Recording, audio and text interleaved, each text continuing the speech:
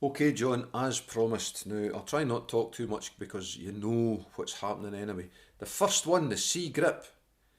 C, low G, D grace note to low G, and back to C. And make sure to lift both these fingers at the same time. We'll do it slowly.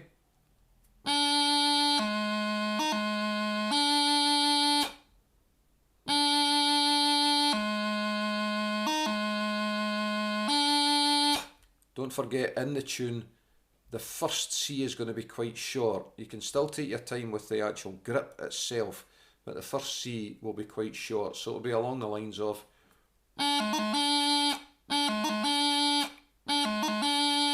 But split down, 3 of these.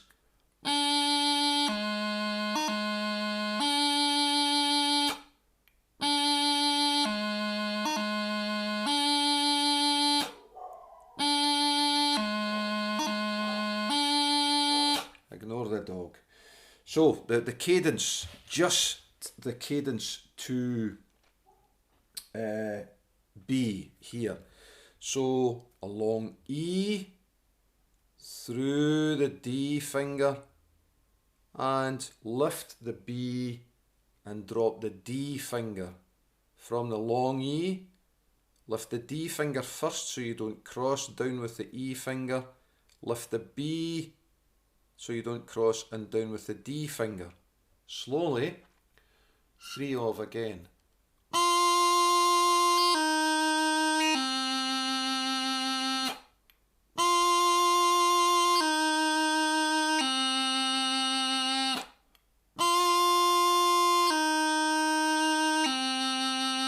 I just crossed my mind that you've got a G grace note on that E as well. So let's just have a look at a couple of them.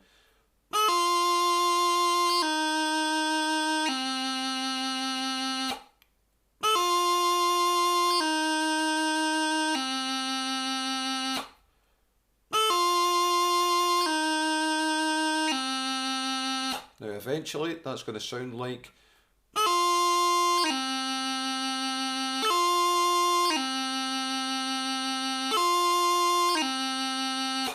Don't think, with the exception of the initial G grace note on E, don't think of any part of that movement as being a grace note. And you're actually quite right in your description. That's a closed D, and that's absolutely fine. So a couple more of these, I think, or 3 more of these.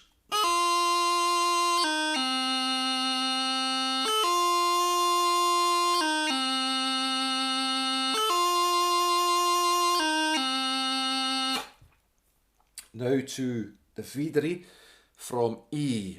So we'll do both E and D. The movement doesn't change at all. The E is slightly easier because everything's on the top hand. So E, F, E, G grace note to E and back to F.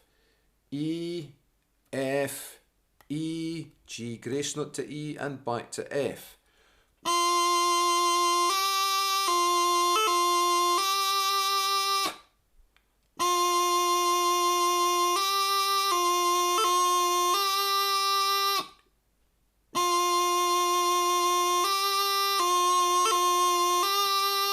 Just to go into a little bit more detail of that, the first F that you hear in that Videre will be just slightly longer than the rest of the movement. Like I said, I don't play this movement fast ever because I want to get all these parts in. It's quite a difficult movement. So let's have a look at the E again.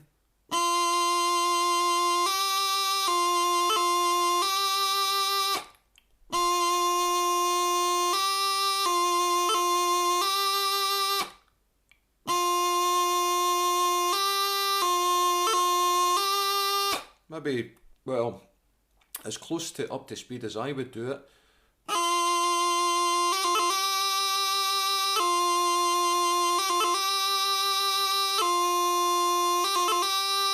Because cold fingers, that's a difficult one. So I do tend to be quite deliberate with it. Let's have a look at the D. The D, we've got just a little bit more movement to do. We're starting with a full D and straight up to a full F. E, G grace note, E and F, finishing on the F. From the D, straight to the F, finished on the bottom hand now, E, G grace note to the E, and back to F. So 3 of these guys. Now, I was quite quick coming from the D up to the F there, but you want to avoid crossing noises, so just slow that down.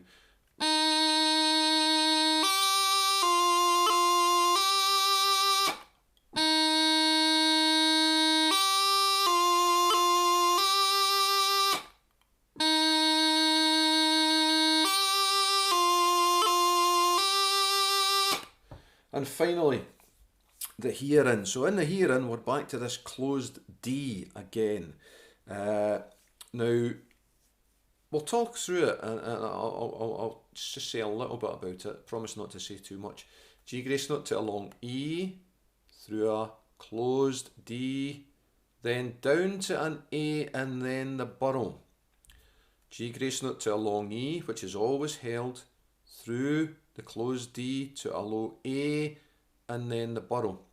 Now, one of the main faults in all burrows, actually, not just the Hiharin here, is we come from the D and we kind of close down to low G and then perform the burrow.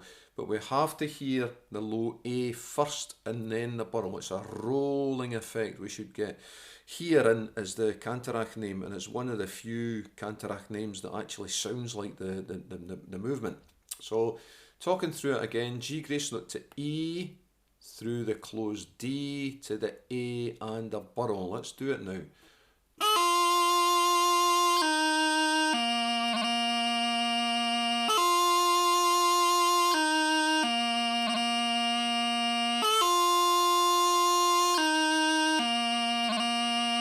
Now that's eventually going to sound.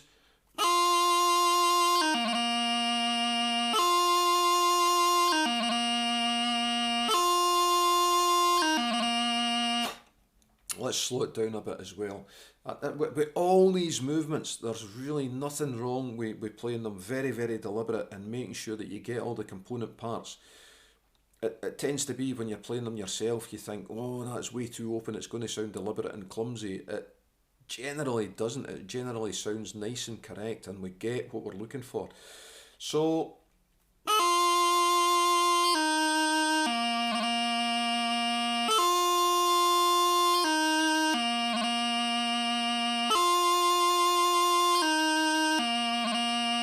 just one final thing, we'll do 3 more of these.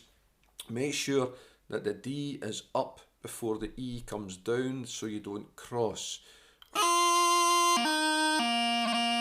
It just throws the whole thing out. But practice these enough as you have, and they'll come very easily or very correctly. So 3 more and then we're done. Hiharins.